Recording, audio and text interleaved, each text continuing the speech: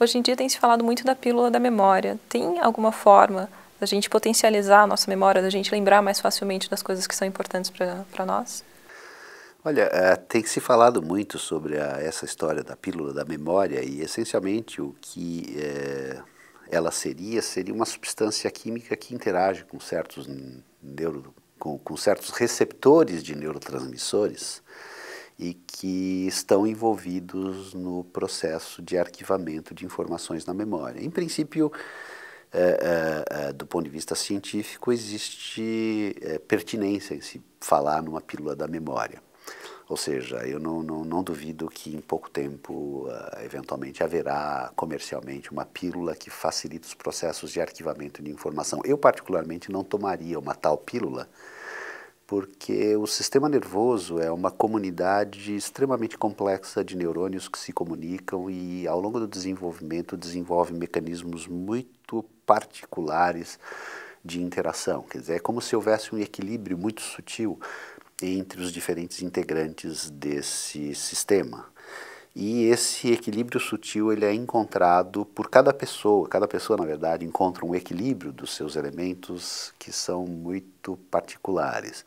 Quando você altera o funcionamento do sistema por um agente externo, como são as drogas psicotrópicas, como seria uma droga da memória, por exemplo, você está tirando do próprio equilíbrio do sistema os mecanismos de controle que levam à forma como aquele sistema se desenvolveu para arquivar informações. De fato, existem pessoas que usam estratégias para facilitar o arquivamento de informações na memória, né? Essas regras mnêmicas, como se diz. Tem até cursinhos para isso. Esses cursinhos não são necessários, mas eu me recordo muito bem, quando eu era estudante do segundo grau, me preparando para o vestibular, a gente tinha uma série de pequenas regras, a gente tinha pequenas frases que a gente decorava e que representavam fórmulas de física, fórmulas de matemática e etc. Na verdade, usar essas estratégias acaba sendo interessante por duas razões diferentes.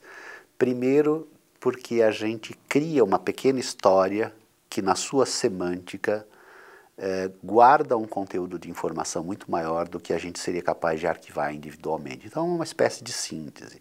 Mas o mais interessante é que, à medida que eu vou criando essa história, inventando essa história, a rigor, o que eu estou fazendo é ensaiando mais prolongadamente o conteúdo que eu considero relevante de ser arquivado. E, na verdade, o que acaba acontecendo é que a criação, essa síntese semântica da informação associada à maior quantidade de ensaio, acaba favorecendo os processos de arquivamento de informação. Então, a recomendação que eu faria para quem tem um conteúdo que quer arquivar é: faça um pequeno resumo disso, se exponha a esse material e se distancia um pouquinho dele e depois tenta retornar, mas sem ler, tenta retornar por si mesmo, tenta você mesmo ativar aquele conteúdo. Se você fizer isso uma, duas, três vezes, seguramente o conteúdo vai ser arquivado, porque quando o sistema se ativa ele próprio, isso é visto ou entendido pelo próprio sistema como aquela informação é muito relevante. E, em sendo considerada muito relevante, seguramente vai acionar todos os sistemas, a cascata de eventos neuroquímicos que acabarão fazendo com que essa informação seja arquivada muito mais solidamente pela facilitação sináptica. Então, antes de tomar uma pílula de memória, eu particularmente preferiria treinar essa habilidade em que o próprio sistema tenta ativar o conteúdo de maneira que ao ativar o conteúdo uma, duas vezes, seguramente ele vai ser melhor arquivado.